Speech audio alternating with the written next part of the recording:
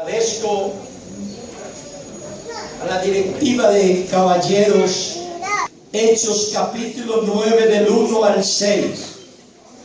Saulo, respirando aún amenazas y muerte contra los discípulos del Señor, vino al sumo sacerdote y le pidió cartas para la sinagoga de Damasco, a fin de que si hallase algunos hombres o mujeres de este camino, los trajese presos a Jerusalén.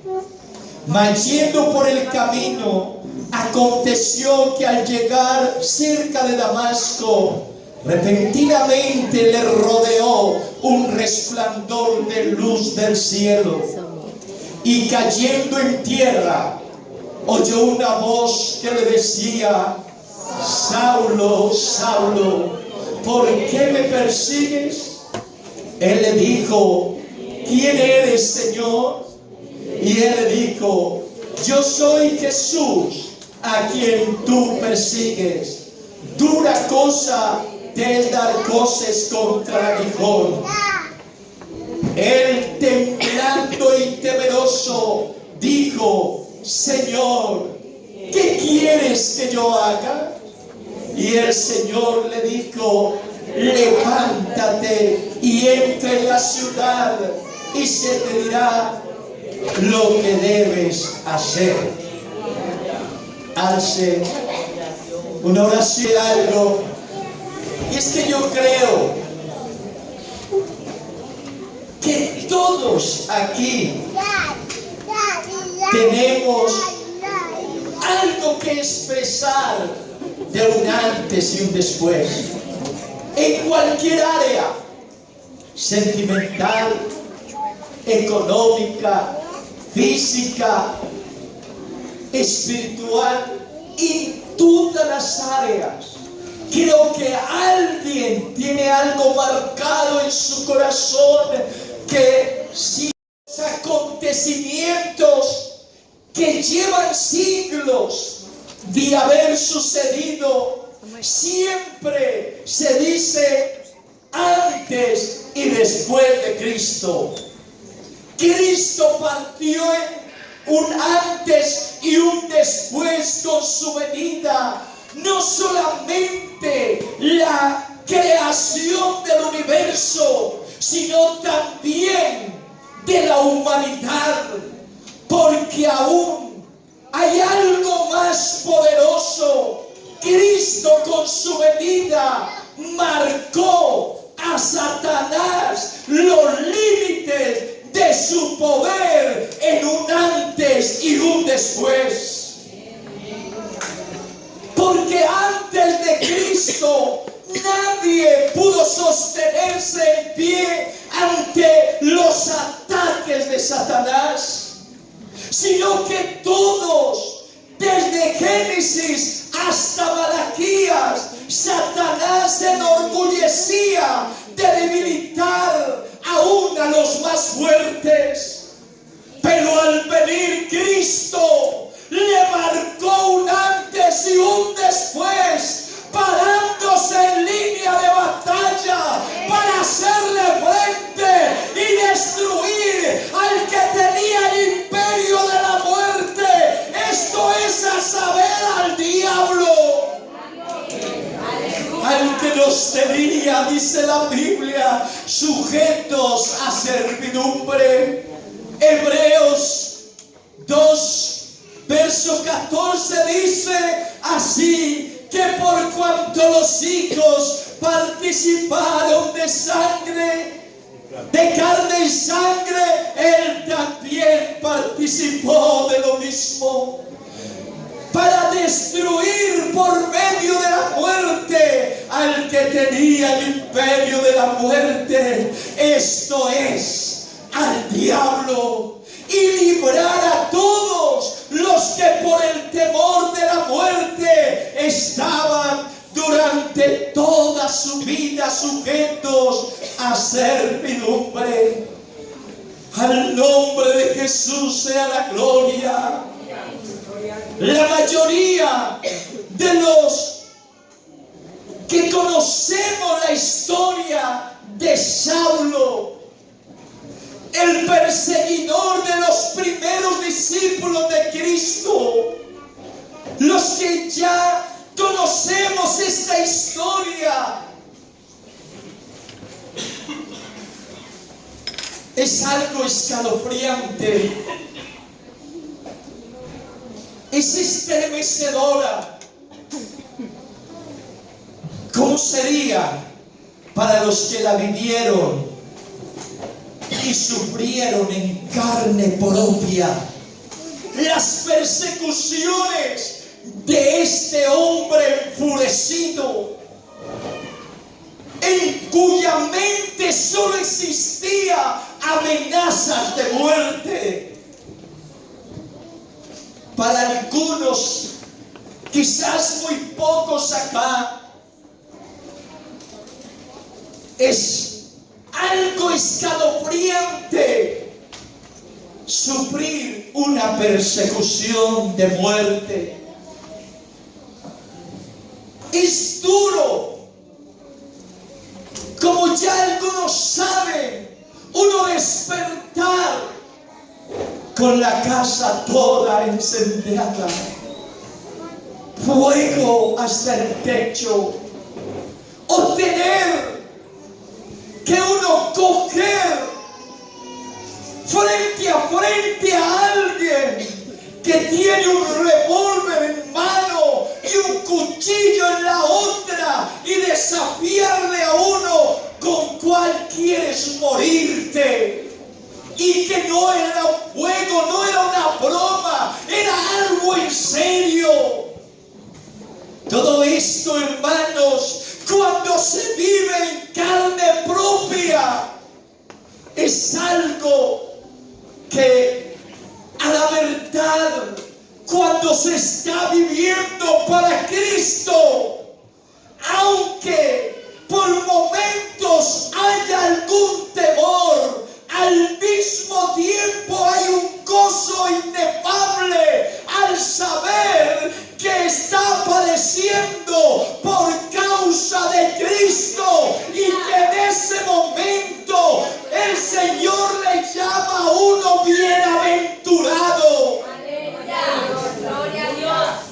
Pero yo me imagino a este hombre que era temido por los discípulos, tanto que cuando Jesús le dijo a Ananías que fuese a orar por él, Ananías puso excusas por el miedo o el terror que le tenía. Hechos 9:13 dice: entonces Ananías respondió: Señor, he oído de muchos acerca de este hombre, cuántos males ha hecho a tus santos en Jerusalén, y aún aquí tiene autoridad de los principales sacerdotes para prender a todos los que invocan tu nombre. En ellos había temor. Saulo no era consciente que lo que estaba haciendo era desagradable a Dios. Por el contrario, creía que estaba haciendo lo correcto. La Biblia lo enseña en Hechos 26, verso 9. Yo ciertamente había creído mi deber hacer muchas cosas contra el nombre de Jesús de Nazaret, lo cual también hice en Jerusalén. Yo encerré en cárceles a muchos de los santos, habiendo recibido poderes de los principales sacerdotes, y cuando los mataron, yo di mi voto. Y muchas veces, castigándolos en todas las sinagogas, los forcé a blasfemar, y enfurecido sobremanera contra ellos los perseguí hasta en las ciudades extranjeras. Imagínense, echen a rodar vuestra imaginación cómo sería el celo de este hombre, de lo que él creía. Estaba enceguecido en la religiosidad. No había entendido absolutamente nada de lo que era el amor, de lo que era la misericordia de Dios, porque la religiosidad lo tenía enceguecido. Amaba más la religión que la salvación, amaba más la tradición que al mismo Cristo, que había venido a buscar y a salvar lo que se había perdido. En muchas ocasiones el ser humano no es consciente de la gravedad de sus hechos, como le sucedía a Saulo. Tanto que si Cristo no hubiera intervenido en su vida, hubiera continuado persiguiendo a los discípulos hasta el día de su muerte. Pero todo cambió en un antes y en un después. Todo cambió en un antes y en un después, cuando Cristo le apareció en su camino. No fue Saulo quien tomó la iniciativa de buscar a Cristo, fue Cristo quien tomó la iniciativa de buscar a Saulo. Porque no es del hombre el enderezar sus pasos, dijo Jeremías bajo la inspiración del Espíritu Santo. Jeremías 10:23 dice: conozco, Jehová, que el hombre no es señor de su camino, ni del hombre que camina es el ordenar sus pasos. Así ha sucedido desde el principio. No fue Adán quien buscó a Dios, fue Dios quien buscó a Adán.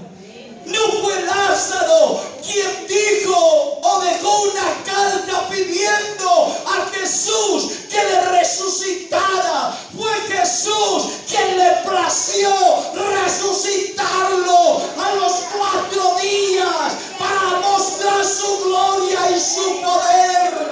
Gloria a Dios. Muchos pueden preguntarse por qué Jesús hace esto con algunos y no con todos. Amén. Aleluya. Uno escucha constantemente: ¿y por qué a fulano no? ¿Por qué Dios no salva pronto a mis hijos? ¿Por qué Dios no interviene en mi esposo, en mi esposa? Y hay un clamor. Pero ¿sabe? Sencillamente porque Él tiene misericordia del que tiene misericordia. Se compadece del que se compadece. Nosotros solo debemos guardar el silencio, porque Él es Dios soberano. Lo que debemos estar es agradecidos, porque Él le plació poner su mirada sobre nosotros para salvarnos. A su nombre. Hay gente que se angustia y vive casi que sin disfrutar la salvación, pensando en los demás. ¿Acaso es que usted es que lo va a salvar? Usted persevere en santidad, usted persevere dando testimonio, usted persevere danzando y glorificando a Dios, nunca llorando, nunca quejándose,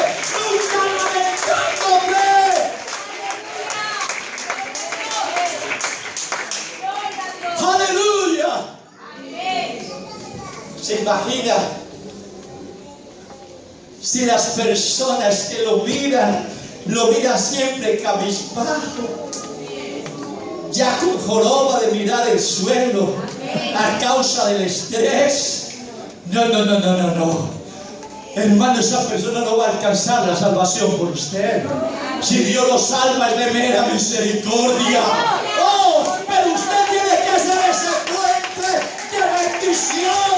Sí, yo voy a alabar a Dios, aunque distintos no lo hagan. Yo voy a glorificar a Dios, aunque mi esposo o mi esposa no lo haga, aunque mi padre y mi madre me dejen con todo. Yo voy a servir a Dios. ¡A su nombre! ¡Aleluya! ¿Sabe qué dice en Romanos 4, 9, 14? ¿Qué pues diremos? ¿Que hay injusticia en Dios? En ninguna manera. Amén. Pues a Moisés dice: tendré misericordia del que yo tenga misericordia, y me compadeceré del que yo me compadezca. Así que no depende del que quiere ni del que corre, sino de Dios que tiene misericordia. Y yo creo que en esta tarde aquí hay un océano de misericordia.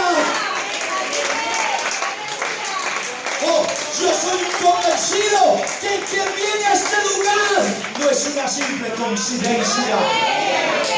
No, yo voy a hacer por su buena voluntad, porque quiere hoy marcar un antes y un después en tu vida.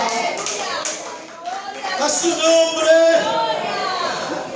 Aleluya. Nadie puede cambiar el corazón perverso del ser humano por uno nuevo. Esto solo lo hace nuestro gran Dios y Salvador Jesucristo. Saulo, que no temía a nadie, a nada ni a nadie, el hombre fuerte y valiente, cuando Jesús se puso en su camino, su corazón se derritió.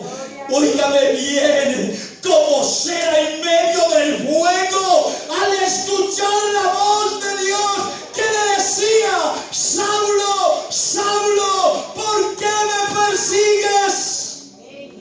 Gloria a Dios. Aleluya. El hombre fuerte, el que no le temía a nadie, temblando, preguntó: ¿quién eres? ¿Quién eres, Señor? ¿Quién eres? ¿Quién eres? Hechos 9:3.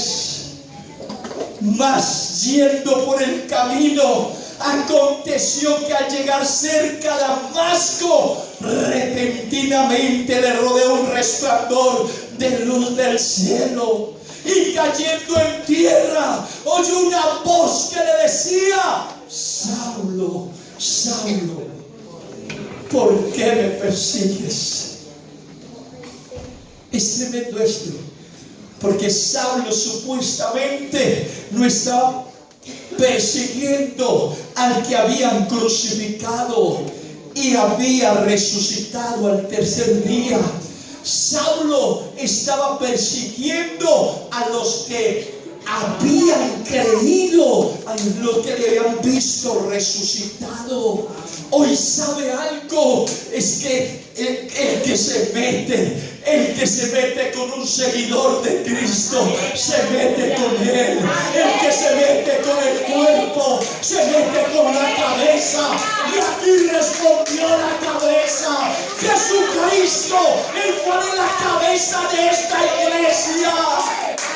A su nombre. Y le dice de la siguiente manera: él le dijo: ¿quién eres, Señor?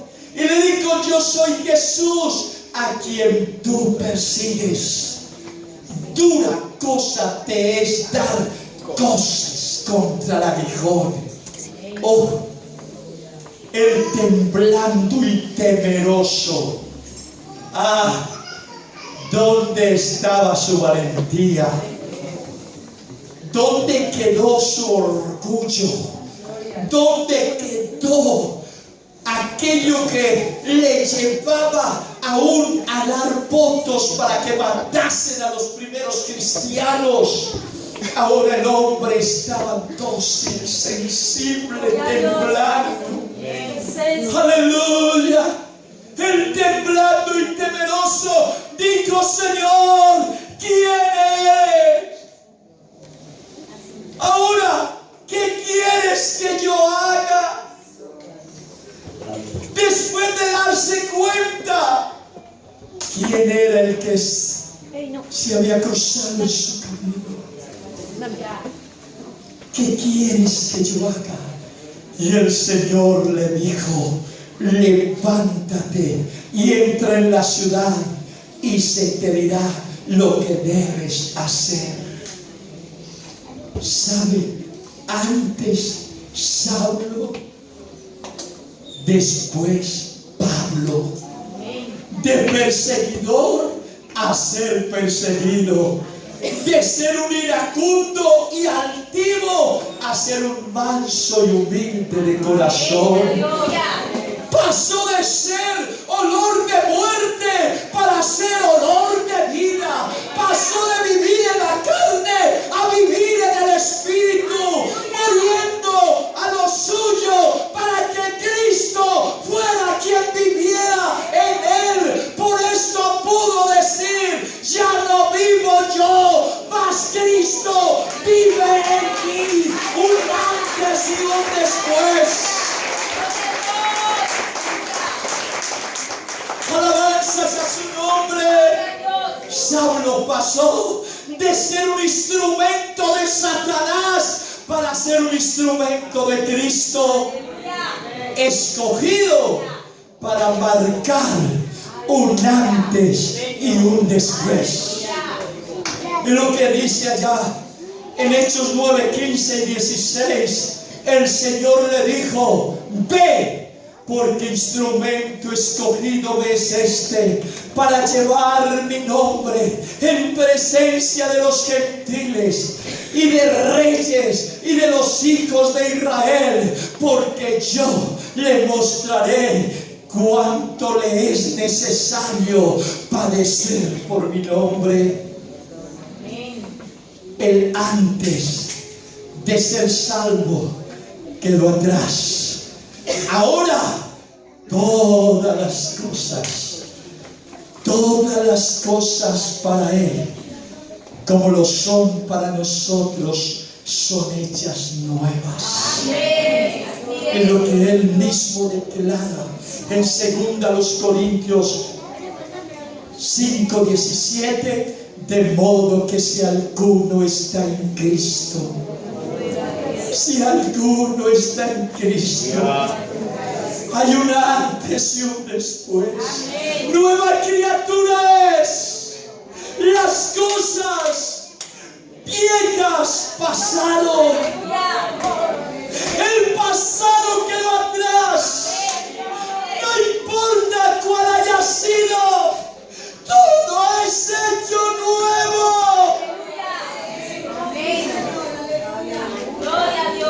Dios no pone remiendos en tu vida, amigo.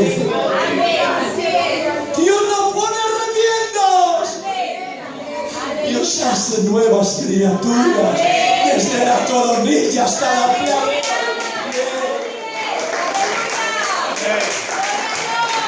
Y la obra maestra de Él,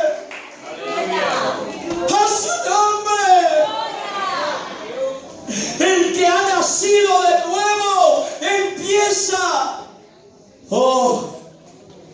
a odiar las cosas que antes amaba y comienza a amar las cosas que antes odiaba.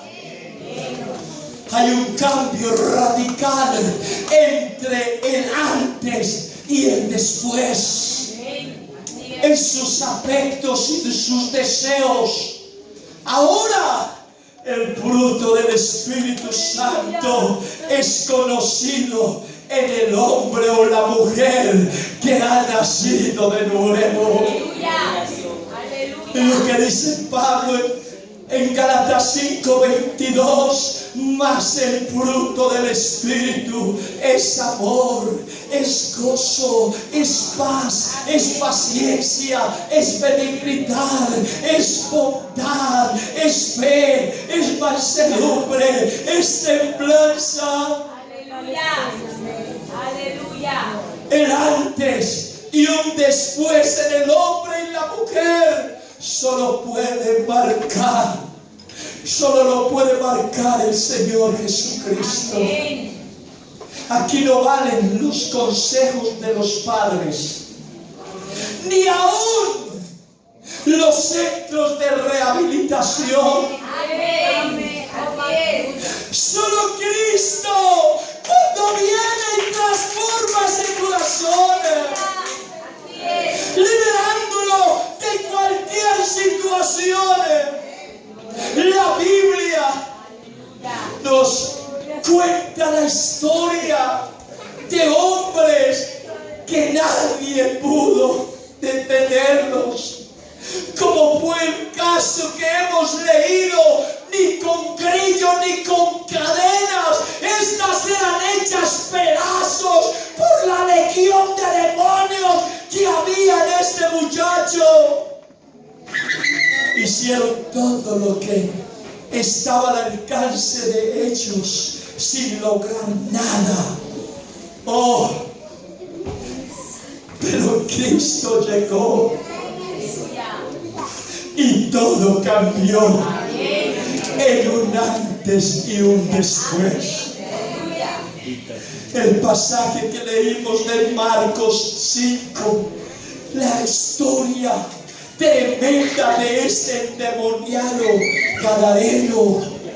Hermano, este hombre nada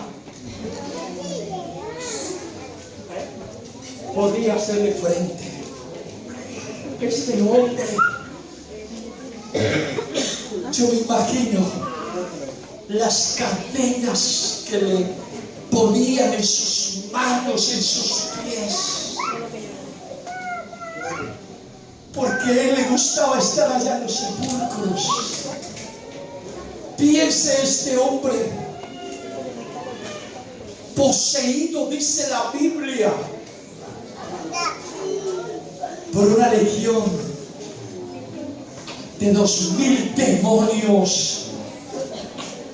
Uno se pone a pensar, un cuerpo tan pequeño, para tener capacidad de resistir una legión. Yo me pongo a pensar, este endemoniado,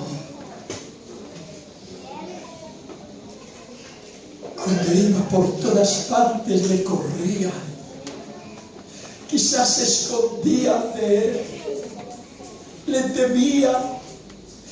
Oh, pero cuando ve a Jesús, no solamente lo vio el muchacho, la legión que había en él se dio cuenta de que ese que venía frente a él era diferente a los consejos de su padre, a los consejos de su madre, a las lágrimas de ellos. Oh, él se dio cuenta que el que venía acercándose era el mismo que un día ya en el trono. Cuando su corazón se enorgulleció, lo desterró de allá. Yo no sé, me pasa como un relámpago por mi mente. Se imagina cómo sería el estrago cuando Satanás cayó. Se imagina cómo sería el terremoto que que sucedió sobre la paz. Cuando Satanás cayó, ahora se encuentra frente a frente con aquel que un día lo había destronado. Sí, es que estaba diferente. Ahora estaba vestido de carne, hecho semejante a cualquiera de nosotros, pero eso no le quitaba ser el Dios todopoderoso.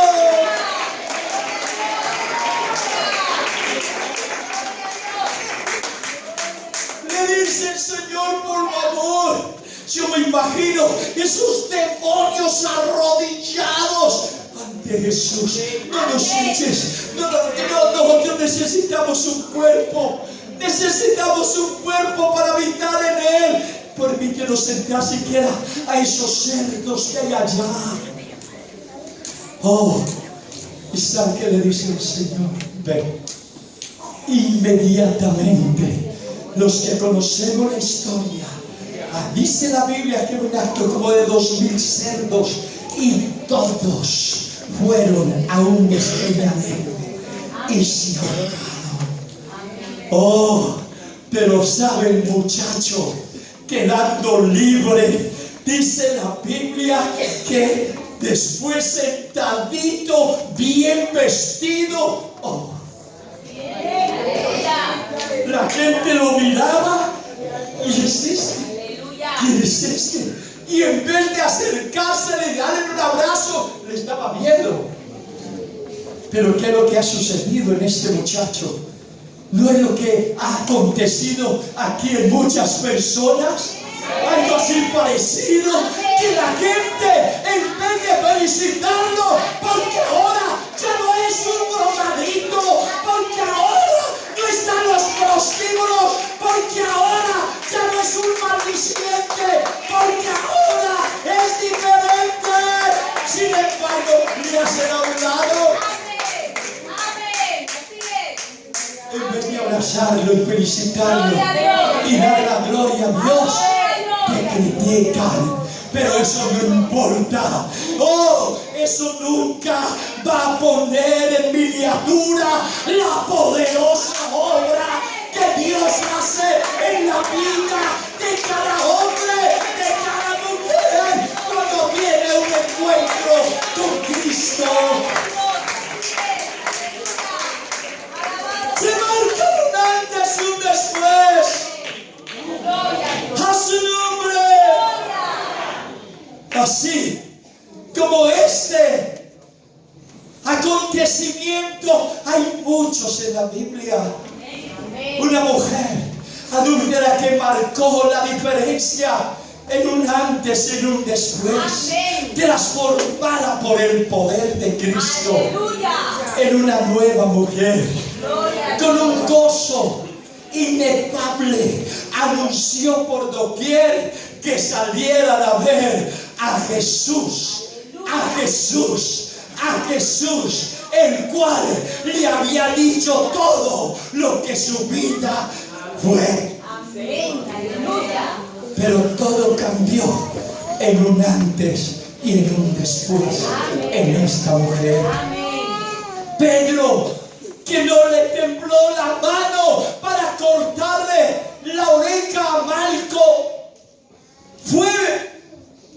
marcó también, hermanos, un antes y un después el día de Pentecostés, cuando Cristo llenó su vida del Espíritu Santo. Fue allí donde demostró su gran poder, lo que Cristo había hecho en su vida, usándolo por primera vez, dejándonos un poderoso testimonio de lo que